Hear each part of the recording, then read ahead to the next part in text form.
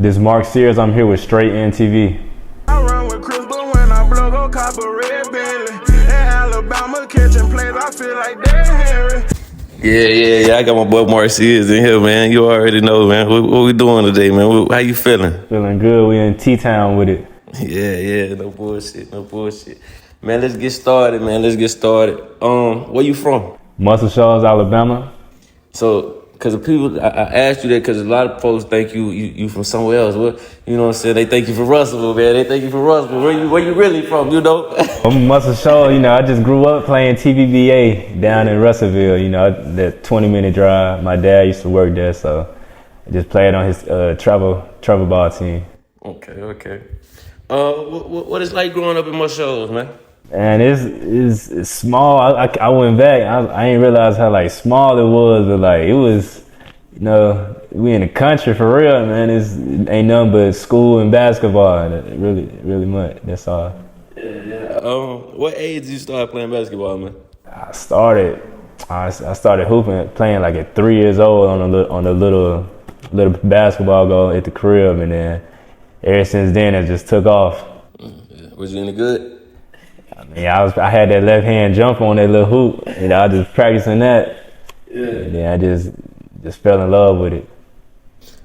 You were speaking about your daddy earlier. What big of an influence did he play on your career? It played a huge influence on my career.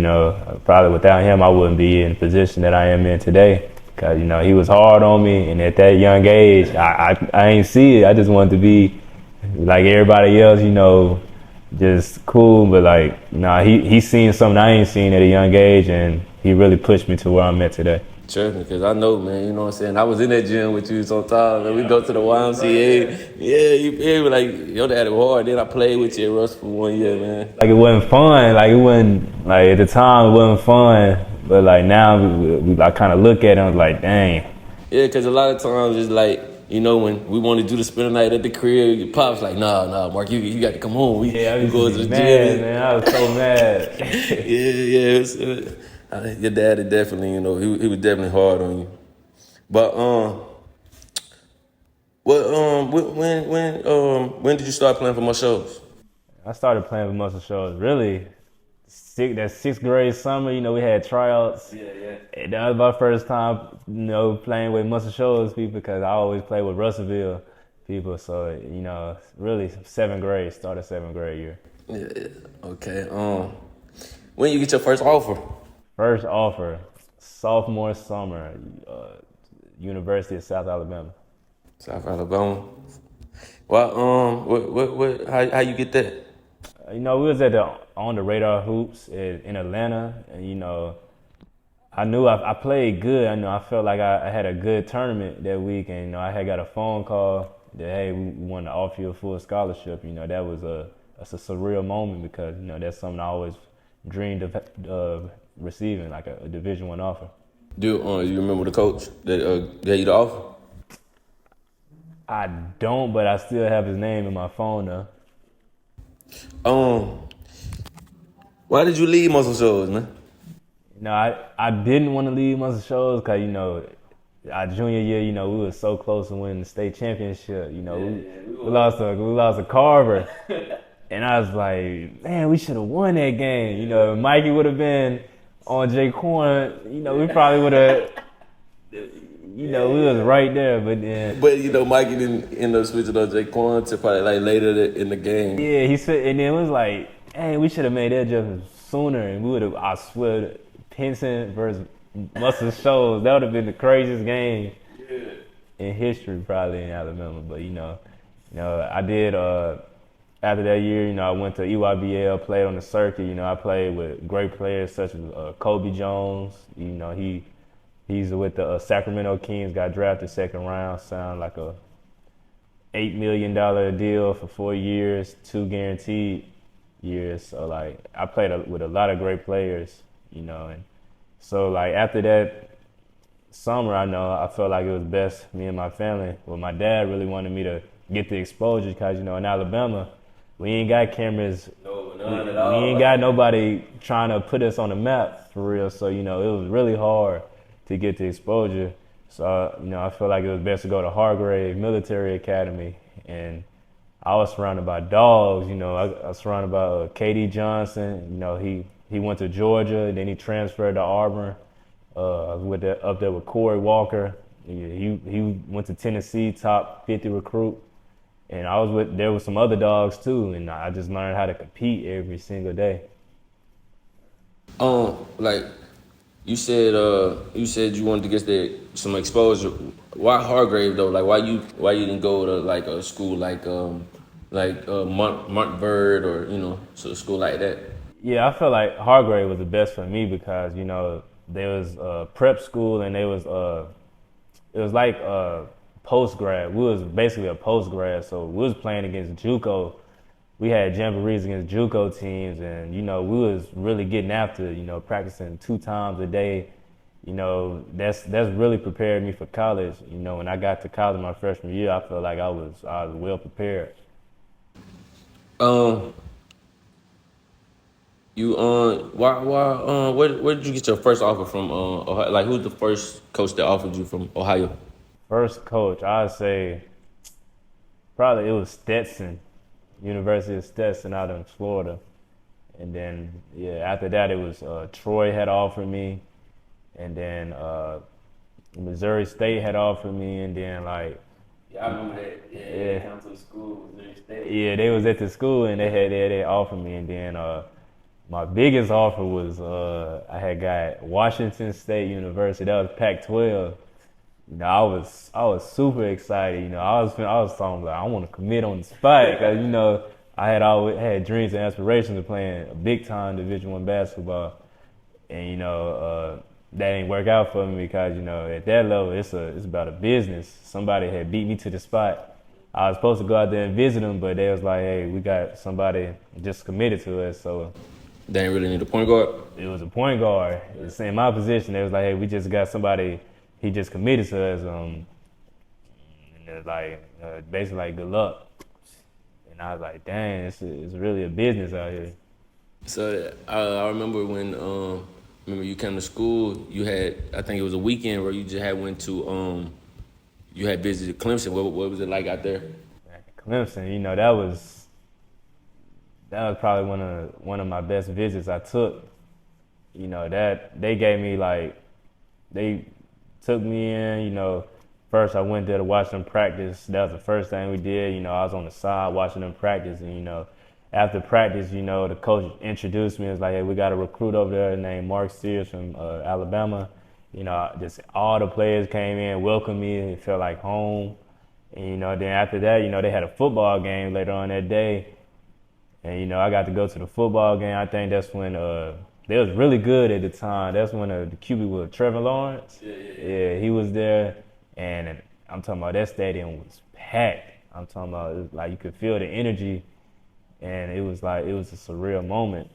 And I just got to be down there pretty much all day. They didn't offer you, did they? Nah, they didn't offer me. They were just interested.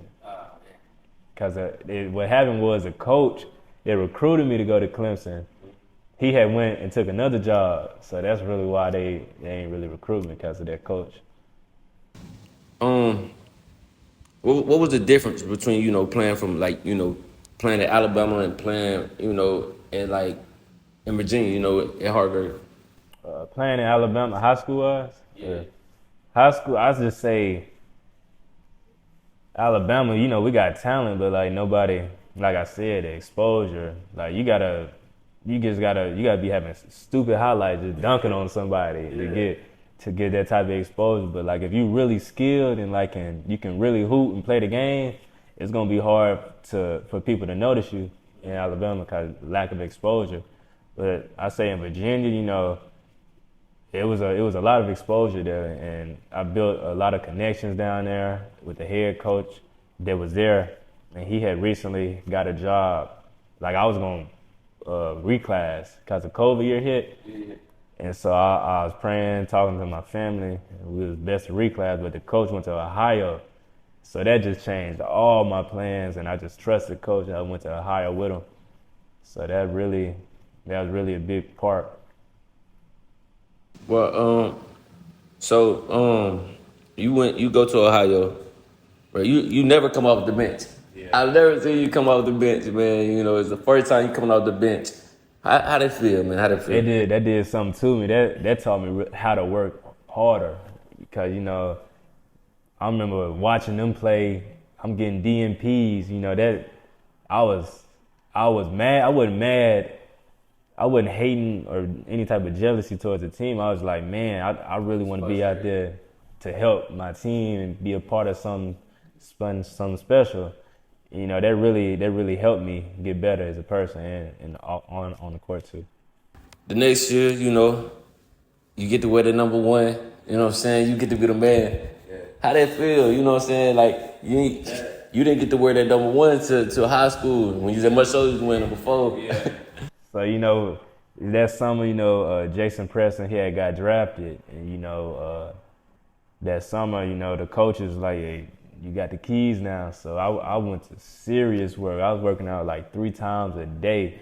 You know, wake up, morning lift, 7 o'clock, eat breakfast, not 10 o'clock, we were right back at it getting skill work. And, you know, take a little break and take a nap, and then we right back at it like 5 p.m. So, like, that really played a big part on my breakout year there. Bro, you entered the transfer portal, into the transfer portal. You know what I'm saying? A lot of schools recruit you. How many schools did recruit you? Man, it was about probably like 30+ schools that had reached out to me. But you know what I'm saying? Like, bro, you grew up, for a lot of people that don't know, bro, me and you, we grew up Kentucky fans, man. You know what I'm saying? Why not Kentucky? Why not go to Kentucky? You see, they had already had a point guard there. So, Seville Wheeler, he was already there. So, like, it wouldn't be right to just go somewhere where they already put trust into somebody else. But you eventually chose Alabama. What went into the decision on coming home? No, I really wanted my parents to be there to support me in pretty much every game, and it'd be closer for family and friends to be able to come back and see me play here. And, you know, the coaching system, you know, Coach Oates, you know, he does a great job of making players and turning players into pros, and he really changed the program of Alabama here, and I wanted to be a part of something special here. You was talking about how Nate Oates, you know, developed the game and things like that.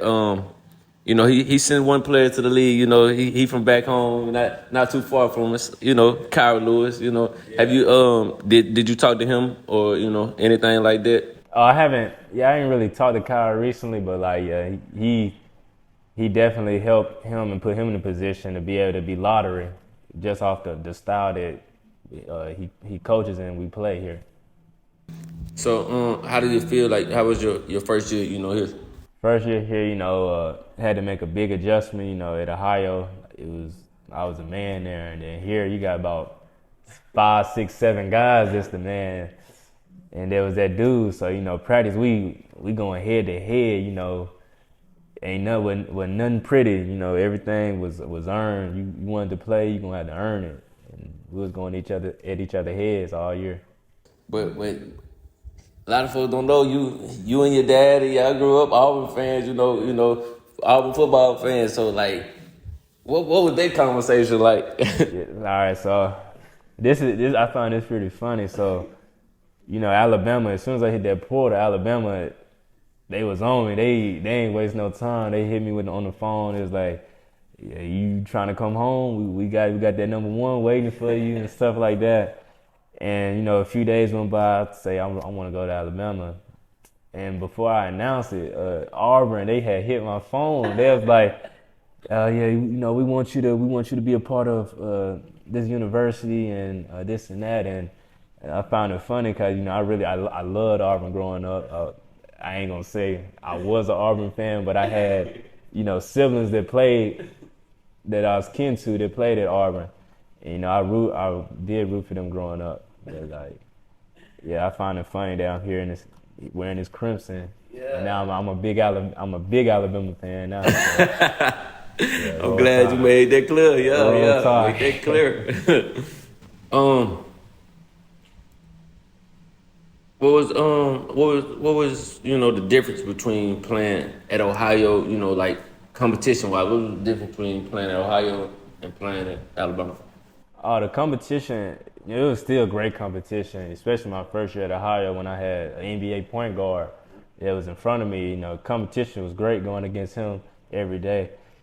And, you know, but when I came to Alabama, you know, it was a different type of competition because, you know, everybody was dogs here. You know, I had to go against JQ, one of the best point guards in college basketball. You know, had a 5-star McDonald's All-American point guard come in, and another 5-star lottery pick that just got drafted number 2 overall, and even some guys that was a part of the program. You know, man, it was competition was tough.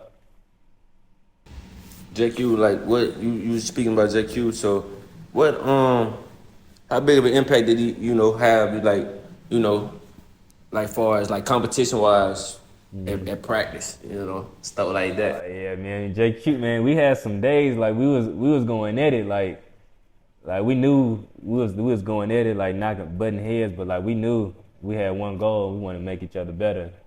You know, it was some days he got the best of me some days, and there was some days I got the best of him some days. But at the end, I feel like that made us like come closer.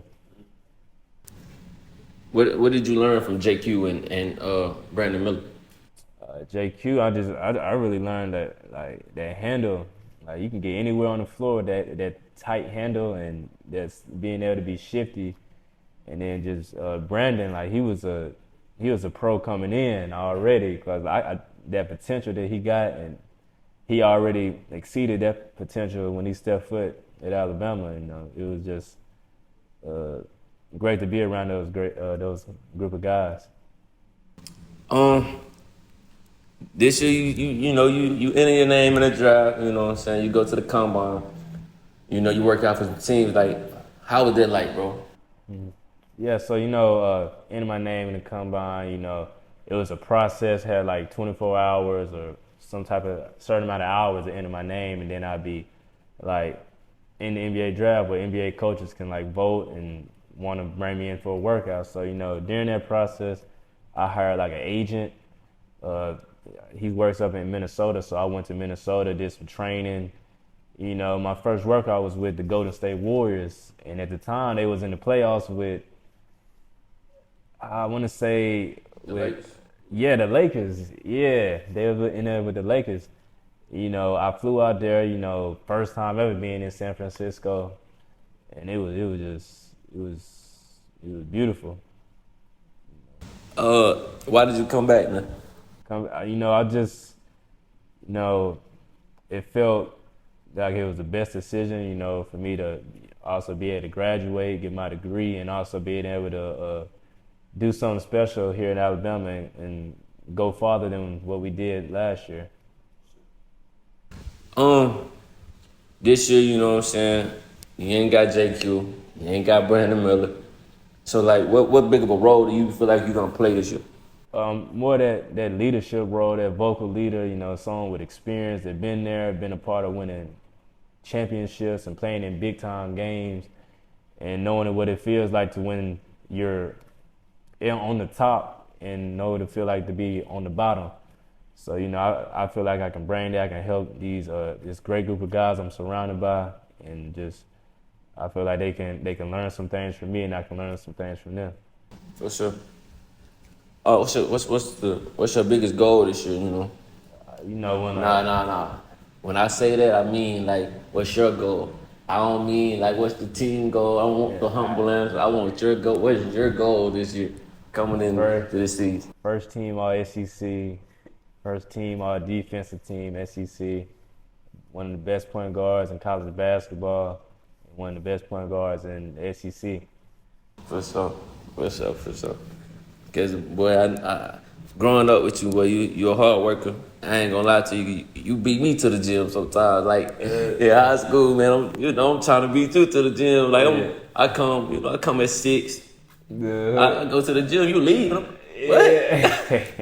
Man, like, and then the crazy part about it, like, we go to the gym so much, like, the janitor like he know to leave the door unlocked. Yeah, we even knew the janitor on a personal level. Like we became friends with the janitor, so you know that's a great relationship to have, especially like when you want to get in the gym anytime. Yeah. What's the biggest lesson you learned through your whole basketball career, man? I say, be thankful for everything it can give you, and don't take it for granted, because it can be gone with a bad decision. One bad decision can take everything that you work for away. So I mean, I say keep God first and be thankful for everything you got and continue to work, because everything is possible when you put God first and have that mindset of you gonna make it. So I say that. For sure. Is there anything you want to say, before we get out of here, man? What's the last thing you want to say, man? Last thing, man. Tell the kids, Go like, comment, and subscribe. Yeah, for sure. Bro, I appreciate you for, coming on the show, man. You know what I'm saying, bro? We really grew up together, man. Like, I pick you up from school. I mean, my mom pick you up from school. You come up my house, you spend the night and stuff like that, man. Your dad was in there with truck. It was me, you, and your brother. It was a full seater and no back seat. We was scrunched up. I remember. Yeah, those were the days. Yeah, old school music, friends, all that. Yeah. Bro, it's just crazy, man. I'm proud of you, bro. You know what I'm saying? If I ain't told you that, bro, I'm proud of you, bro. I'm glad you're doing what you're doing, bro. I know you're gonna do big things, and bro, I know the sky the limit, my guy. You feel me? And goddamn, bro, you definitely finna. We're going to the league with this one, bro, for sure. But I appreciate you, bro. I run with Chris, but when I blow, go cop a red Bentley. In Alabama, catching plays, I feel like Derrick Henry.